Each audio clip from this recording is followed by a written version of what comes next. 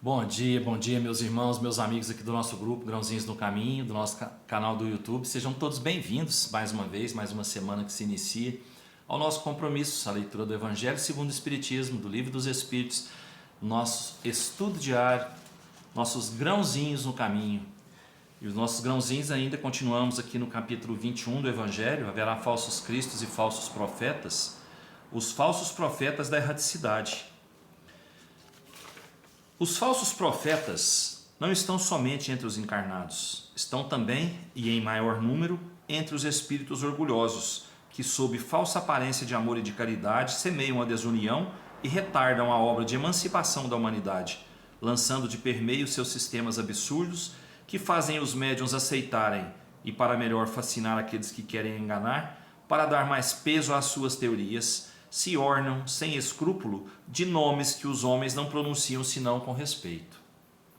São eles que semeiam os fermentos de antagonismo entre os grupos, que os compelem a se isolarem uns dos outros e a se verem com maus olhos. Só isso bastaria para desmascará-los, porque em agindo assim, eles próprios dão o mais formal desmentido ao que pretendem ser. Cegos, pois, são os homens que se deixam prender em armadilha tão grosseira. Mas há muitos outros meios de reconhecê-los. Os espíritos da ordem a qual dizem pertencer devem ser não apenas muito bons, mas, por outro lado, eminentemente racionais. Pois bem, passai seus sistemas pelo crivo da razão e do bom senso, e vereis o que deles restará.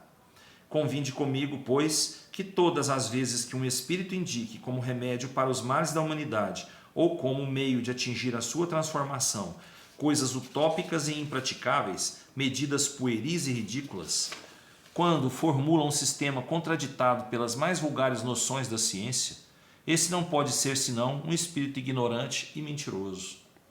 De outro lado, crede bem que se a verdade não é sempre apreciada pelos indivíduos, o é sempre pelo bom senso das massas, e está ainda aí um critério. Se dois princípios se contradizem, tereis a medida do seu valor intrínseco, procurando aquele que encontra mais eco e simpatia. Seria ilógico, com efeito, admitir que uma doutrina que visse diminuir o número dos seus partidários fosse mais verdadeira que aquela que vê os seus aumentarem. Deus, querendo que a verdade chegue para todos, não a confina em um círculo restrito, fala surgir em diferentes pontos, a fim de que, por toda parte, a luz esteja ao lado das trevas. Gente, a leitura continua, ela é maior, né? É a leitura de Erasto, discípulo de São Paulo. E entre, né, os espíritos desencarnados, é bem maior, inúmeras vezes maior, o número de espíritos brincalhões, né? Que vão brincar com a humanidade, que vão fazer a humanidade de boba. Né? São os falsos profetas no plano espiritual. É muito maior o número de espíritos lá, né? Ainda ignorantes e que ainda visam diminuir, né, a humanidade, diminuir a busca pela perfeição, a busca pela melhora, atrasar essa busca, atrasar esse crescimento, essa evolução ainda na humanidade. E eles se utilizam de pessoas aqui com os mesmos sentimentos, com as mesmas vontades. Pessoas que só pensam em si, que só veem a si, não veem os que estão em volta, mas que usam desses que estão em volta para crescer. Utilizando também o nome de Cristo, o nome dos Espíritos, né? Brincando com a credulidade do povo. Brincando com a credulidade do povo. E infelizmente ainda temos muitos aqui entre nós, né, que ainda acreditam, né, nesses falsos profetas. Eles não medem, né, os atos pelas palavras. Eles não veem o efeito causado por uma palavra que é mal colocada, que é mal utilizada e que é utilizada também com um sentimento contrário ao amor e à caridade. Ela é falada, ela é dissipada somente para o engrandecimento daquele que está usando da palavra. Então, nós temos que ter muito cuidado, como a leitura falou para a gente, Erasto falou aqui para a gente, a gente tem que passar pelo crivo da razão e do bom senso.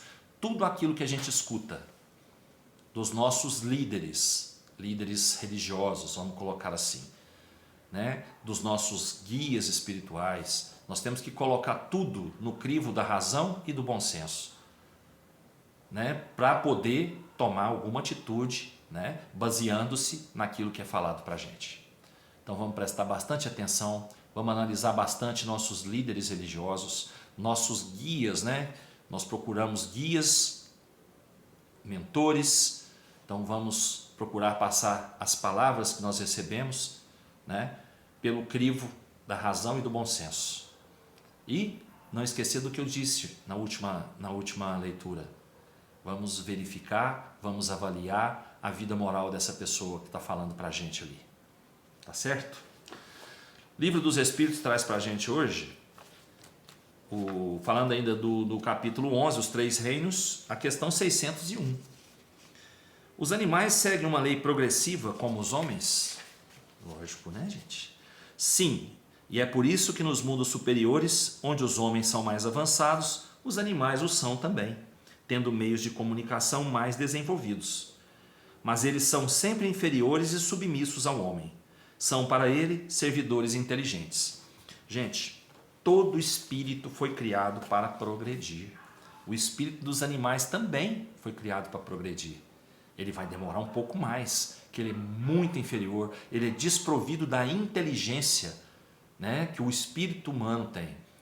Então ele ainda vai escalar muita montanha para chegar a um nível, né, como eu disse antes, de se reencarnar em um espírito, em um corpo humano, né? E nos mundos superiores, os espíritos acompanharam, né? Já são mais evoluídos os espíritos de animais, já conseguiram vencer uma etapa, né? Já se comunicam